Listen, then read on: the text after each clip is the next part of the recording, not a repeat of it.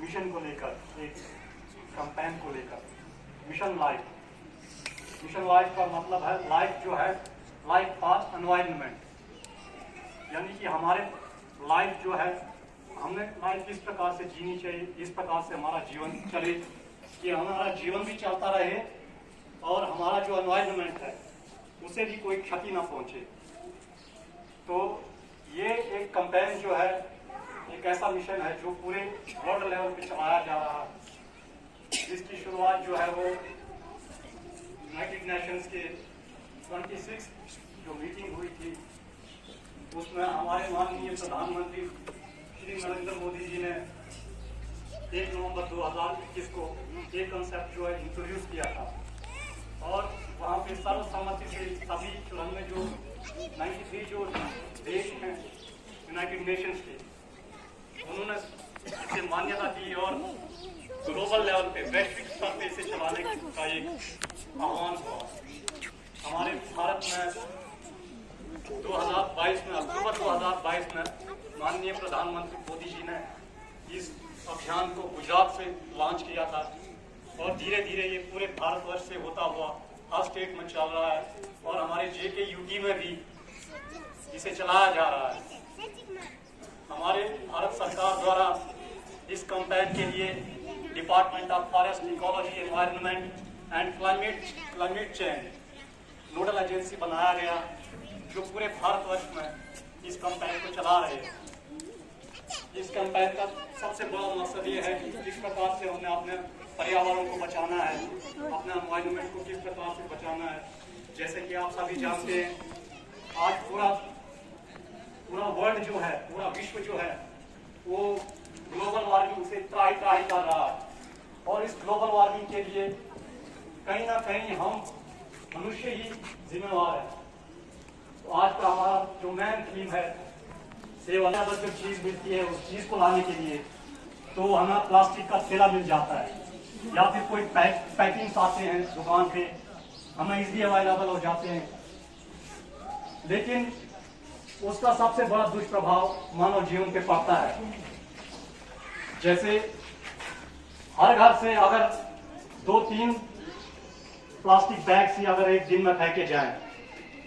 तो इतने घरों से इतने सारे प्लास्टिक बैग जो है वो हमारे पर्यावरण में फैल जाते हैं। और फिर अगर देश की बात करें तो वहां तो फिर वो प्रदूषण बढ़ता ही जाता है। इससे क्या होता है कि हमारा जो लैंड पोल्यूशन है, वाटर पोल्यूशन है, एयर पोल्यूशन है, ये सब बढ़ता ही रहता है। अगर लैंड पोल्यूशन की बात करें तो हमारा जो प्लास्टिक है वो कहीं ना कहीं हमारे जमीन में दब जाता है। इससे हमारी जो जमीन है उसकी फर्टिलिटी जो होती है, यानी उसका जो उपजाऊपन है, उसमें जो अनाज बोने की क्षमता वो कम हो जाती है। क्योंकि अगर जमीन के अंदर प्लास्टिक दब जाता है तो उसमें अगर हम कोई चीज बोते हैं तो उसे सही तरीके से पानी भी नहीं मिल पाता है, क्योंकि पानी जो है वो उसी प्लास्टिक पे रुक जाता है, वो नीचे जमीन के अंदर जा नहीं पाता है। इससे हमारा जो है लैंड पोल्यूशन बढ़ता है और हमारा जो अनाज उपजाऊ जो क्षमता है सॉइल की वो कम हो जाती है। इसी प्रकार से हमारा जो वाटर पोल्यूशन है, जैसे बारिश पड़ती है या जोरदार तेज पानी अगर बहने लगता है तो सारा का सारा जो प्लास्टिक है वो बह के कहीं ना कहीं पानी में चला जाता है। तो जो भी हमारी एक्वेटिक लाइफ है, जो भी जल जीव जो है उनको उसका बहुत बुरा प्रभाव पड़ता है, दुष्प्रभाव पड़ता है और वो उनकी लाइफ खत्म हो जाती है। इसी प्रकार से हमारी जो वायु है वो भी उससे गंदी हो जाती है, दुष्प्रभाव पड़ता है उससे भी, और उससे सबसे बड़ी प्रॉब्लम जो सफोकेशन की हो जाती है, सांस लेने में दिक्कत हो जाती है। और अगर आपने शुद्ध भाषा में कहें तो हमने खुद भी देखा हुआ है, यहाँ पे जो हम प्लास्टिक वगैरह फेंकते हैं, हमारा जो पशुधन है उसे खाता है और बहुत बार उनकी डेथ भी हो जाती है। इसलिए हमने क्या करना है, जो सिंगल यूज प्लास्टिक है उसका बहिष्कार करना है, उसका इस्तेमाल नहीं करना है। जैसे हम दुकान में जाते हैं, अगर हमें वहाँ से इजीली अवेलेबल हो जाता है वो तो ये तो अच्छा है कि चलो इजीली अवेलेबल हो जाता है, लेकिन उसका जब हम पर प्रभाव पड़ता है तो क्यों ना उसको छोड़ दें, हम अपना पर्सनल थैला लेके, कोई कपड़े का थैला लेके जाएंगे बाजार में, वहाँ से